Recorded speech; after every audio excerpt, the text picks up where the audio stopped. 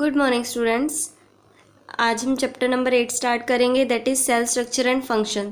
Cell के structure के बारे में पढ़ेंगे कि सेल किस तरह से बना हुआ होता है और उसके अंदर क्या क्या ऑर्गेनेल्स हैं, और इसके फंक्शन के बारे में पढ़ेंगे। फंक्शन का मतलब सेल काम क्या करता है हमारी बॉडी में।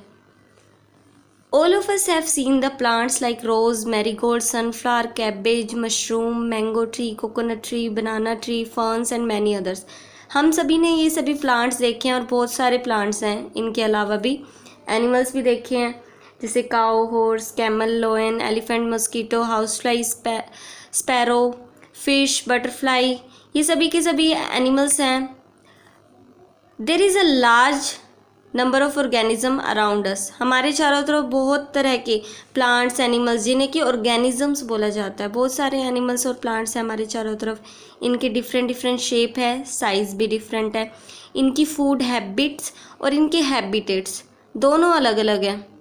हैबिटेट मतलब लिविंग प्लेसेस। तो a lot of difference are there in plants and animals of different kind.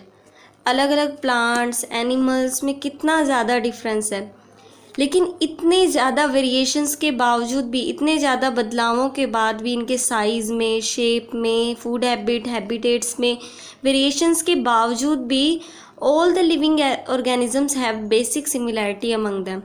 इनके बीच एक बेसिक सिमिलैरिटी होती है, चाहे इनका साइज़ डिफरेंट हो, शेप डिफरेंट हो, फूड हैबिट डिफरेंट हो, हैबिटेट डिफरेंट हो, लेकिन एक बेसिक सिमिलैरिटी है इन सभी में। वो क्या है?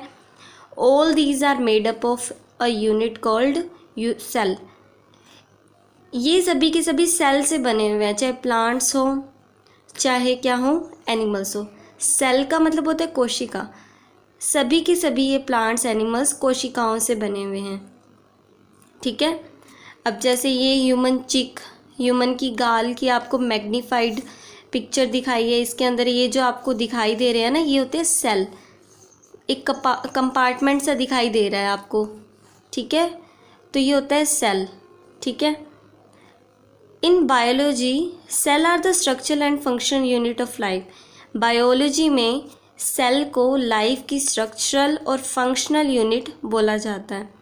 सभी के सभी प्लांट्स और एनिमल्स सेल से ही बने होते हैं, इसलिए इसे लाइफ की स्ट्रक्चरल और फंक्शनल यूनिट बोला जाता है। To understand the structure and functioning of an organism, किसी भी ऑर्गेनिज्म के स्ट्रक्चर और फंक्शनिंग को समझने से पहले we should know the structure of cell. हमें सेल के स्ट्रक्चर के बारे में पढ़ना पड़ेगा। ठीक है। The function of various parts of the cell, cell के जो पार्ट्स हैं उनकी फंक्शनिंग को समझना पड़ेगा। In this chapter we will study the basic parts of cell and role played by these parts in the working of cell. इस chapter में जो हम पढ़ेंगे वो सेल के बेसिक पार्ट्स के बारे में पढ़ेंगे और इनकी फंक्शनिंग के बारे में पढ़ेंगे कि ये पार्ट्स फंक्शन कैसे करते हैं। बिफोर वी गो फर्दर, आगे बढ़ने से पहले, and study how cell was discovered, we should know the meaning of a term cork. Cork का मतलब क्या होता है? Cork is a part of a bark of tree. Tree के बार्क का एक पार्ट होता है, डेड प्लांट मटेरियल होता है। क्या होता है ये? डेड प्लांट मटेरियल होता है। Now we will read about the discovery of cell, कि सेल की खोज कैसे हुई। इन 1665 एक इंग्लिश साइंटिस्ट थे जिनका नेम था रॉबर्ट हुक। उन्होंने एक माइक्रोस्कोप का यूज़ किया to investigate the structure of a thin slice of cork. उन्होंने ट्री के बार्क से कोर्क लिया और उसके थिन स्लाइस के स्ट्रक्चर को माइक्रोस्कोप से इन्वेस्टिगेट किया। He observe that cork had many tiny compartments in it. Cork के अंदर बहुत छोटे छोटे इस तरह के कंपार्टमेंट्स है। ये जो आपको कंपार्टमेंट दिख रहे हैं ना, छोटे छोटे, ये कोर्क है ना, उसको माइक्रोस्कोप से उसे जब मैग्नीफाइड उसकी पिक्चर देखी तो उन्होंने देखा कि कोर्क तो इस तरह से के टिनी कंपार्टमेंट से बना हुआ है। कंपार्टमेंट क्या होता है? ए स्मॉल रूम बोला जा सकता है, जिसे कॉल्ड देम सेल, और उसे उन्होंने क्या पुकारा? सेल बोला। Because cell are the small rooms in which prisoners are locked up and in which monk and nuns sleep.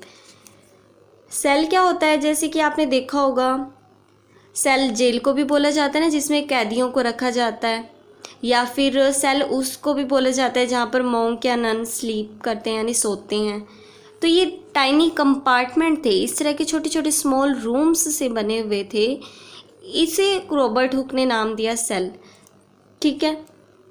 From this observation Robert Hooke concluded that cork is made of tiny cells. उन्होंने ये conclusion निकाला, ये निष्कर्ष निकाला magnified picture देखकर कि cork तो tiny compartment का बना हुआ है, यानी टाइनी सेल्स का बना हुआ है, कोशिकाओं का बना हुआ है।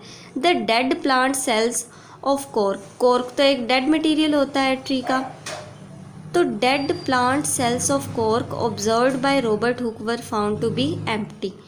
जो ये डेड प्लांट सेल्स थे, क्योंकि कॉर्क डेड मटेरियल है तो इसके सेल्स भी डेड ही होंगे, तो जो डेड प्लांट सेल्स थे कॉर्क के वो एम्प्टी थे, अंदर से बिल्कुल खाली थे, कुछ भी नहीं था। लेकिन जो माइक्रोस्कोप रॉबर्ट हुक ने जो यूज़ किया था उस टाइम वो प्रीमिटिव था, पुराने ज़माने का था, पुराना था वो। When better microscopes were made, जब अच्छे माइक्रोस्कोप आए जिनकी हायर मैग्नीफाइंग पावर थी, तो साइंटिस्ट ने living plants and found that like cork, तो साइंटिस्ट ने क्या किया कि लिविंग प्लांट्स के पीसेस को भी इन्वेस्टिगेट किया और उन्होंने क्या पाया कि कॉर्क की तरह वो भी, उनमें भी सेल का ही स्ट्रक्चर है। जैसे कॉर्क में ये टाइनी कंपार्टमेंट्स बने हुए ना, छोटे छोटे कंपार्टमेंट, तो उन्होंने देखा कि चलो कॉर्क तो डेड मटेरियल था लेकिन लिविंग प्लांट्स में भी इसी तरह के ही कंपार्टमेंट्स हैं, उन्होंने ये देखा। The living plant cells were however not empty like cork cell. Cork cell तो डेड था, उसके अंदर कुछ भी नहीं था, लेकिन जो लिविंग सेल्स थे, लिविंग प्लांट सेल्स, वो एम्प्टी नहीं थे कॉर्क के सेल की तरह। बाद वाले साइंटिस्ट देख रहे हैं, रॉबर्ट हुक ने सिर्फ कॉर्क में देखा था सेल्स को। ठीक है। तो बाद के साइंटिस्ट ने जब बेटर माइक्रोस्कोप डिस्कवर हुए थे तो उन्होंने लिविंग प्लांट्स के सेल्स को भी इन्वेस्टिगेट किया और पाया कि कॉर्क के सेल की तरह ये खाली नहीं है, इनमें कुछ they were found to contain a number of tiny structures. इनके अंदर छोटे छोटे कुछ स्ट्रक्चर बने हुए हैं सेल के अंदर। ठीक है। जो उन्होंने लिविंग प्लांट सेल्स के अंदर ये जो टाइनी स्ट्रक्चर देखे थे ना, उन्होंने देखा इसके अंदर भी कुछ है। कॉर्क के सेल तो एम्प्टी थे बट उन्होंने देखा कि इनके अंदर भी कुछ है, जिनको उन्होंने क्या बोला, ऑर्गेनेल्स बोला, कोशिकांग बोला। ऑर्गेनेल्स का हिंदी मीनिंग होता है कोशिकांग, कोशिका के भी अंग, पार्ट ऑफ सेल, ऑर्गेनेल्स बोला उन्हें। ठीक है। In 1838 a German scientist Schleiden suggested that all plants are made of cell. उन्होंने ये बताया, एक जर्मन साइंटिस्ट थे स्कैल्डन, जिन्होंने बताया कि सभी प्लांट्स सेल के बने हुए हैं। Later another German scientist Swan suggested that all animals are made up of cell। स्केल्डन ने तो कहा कि सभी प्लांट सेल के बने हुए हैं, बाद में स्क्वैन बोले कि सभी एनिमल्स भी सेल के ही बने हुए हैं। These observations led to a general cell theory of a organism। इससे एक जनरल थ्योरी ऑर्गेनिजम्स की अराइज हुई। The cell theory states that, जो सेल थ्योरी थी वो बताती है, states that the basic unit of structure and function of all living organism is cell. जो बेसिक यूनिट है, ठीक है, स्ट्रक्चर की, फंक्शन की, of all living organism is cell. ठीक है। लिविंग ऑर्गेनिज्म में जो बेसिक यूनिट है, चाहे स्ट्रक्चर की हो चाहे फंक्शनिंग की हो, वो क्या है, सेल है। All cell arise from pre existing cells by cell division. सभी सेल अराइज होते हैं, बनते हैं फ्रॉम प्री एग्जिस्टिंग सेल, पहले से मौजूद सेल्स से ही और सेल बनते हैं, बाय सेल डिवीज़न, कोशिका विभाजन से, कोशिका विभाजन के द्वारा पहले से ही उपस्थित सेल्स से, कोशिकाओं से नए सेल्स बनते हैं। The cells have been present in living organism. Cells तो लिविंग ऑर्गेनिजम्स में भी प्रेजेंट होते हैं, जैसे plants, animals, since the origin of life. उनकी ओरिजिन से ही, उनके ओरिजिन यानी उनकी उत्पत्ति के समय से ही सेल लिविंग ऑर्गेनिजम्स में प्रेजेंट होते हैं। The cell were however not studied और observe for thousand of years.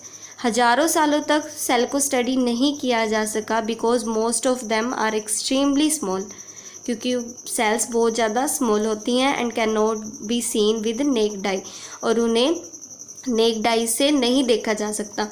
It was only when microscope having high magnification power were made in 17th century to magnify things greatly that cell could be seen in living organisms। Cell को देख पाना संभव तब हुआ जब 17th century में microscope जिनकी high magnifying power थी वो डिस्कवर हुए, जिसके कारण थिंग्स को मैग्नीफाइड किया जाने लगा, इतना ज़्यादा कि सेल भी हमें ऑर्गेनिजम्स में दिखने लगे। दीज डेज, आजकल के दिनों में, microscopes can enable us to see the object as small as 1 millionth of a meter। आज के दिनों में माइक्रोस्कोप की इतनी ज़्यादा मैग्नीफाइंग पावर है कि हम 1 मिलियंथ ऑफ अ मीटर, इतना छोटा भी अगर किसी ऑब्जेक्ट का साइज़ है ना, उसे भी हम देख सकते हैं। Such high magnifying power microscope have helped the scientist to study the minute details of cell. इतनी ज़्यादा हाई मैग्नीफाइंग पावर माइक्रोस्कोप के कारण साइंटिस्ट को हेल्प मिली है, जिसके कारण वो मिनट डिटेल भी बता सकते हैं, सेल की छोटी से छोटी डिटेल्स भी बता सकते हैं। अब हम पढ़ते हैं सेल के बारे में, इसको डिटेल से पढ़ते हैं। Now our topic is cells. कोशिका। Cells are the basic unit of life. हमारी लाइफ की बेसिक यूनिट जो है, आधारभूत इकाई जो है, वो क्या है? कोशिका है, सेल है। All the living things like plants, animals are made from cell. Cell से ही बने हुए हैं सभी living things. Just as the house is made of brick, जैसे कि एक घर ईंटों से मिलकर बना होता है, इन द सेम वे, उसी तरह से लिविंग ऑर्गेनिज्म किसके बने होते हैं? सेल के बने होते हैं। सेल क्या होता है? टाइनी कंपार्टमेंट्स होते हैं और उनके अंदर भी स्ट्रक्चर होते हैं।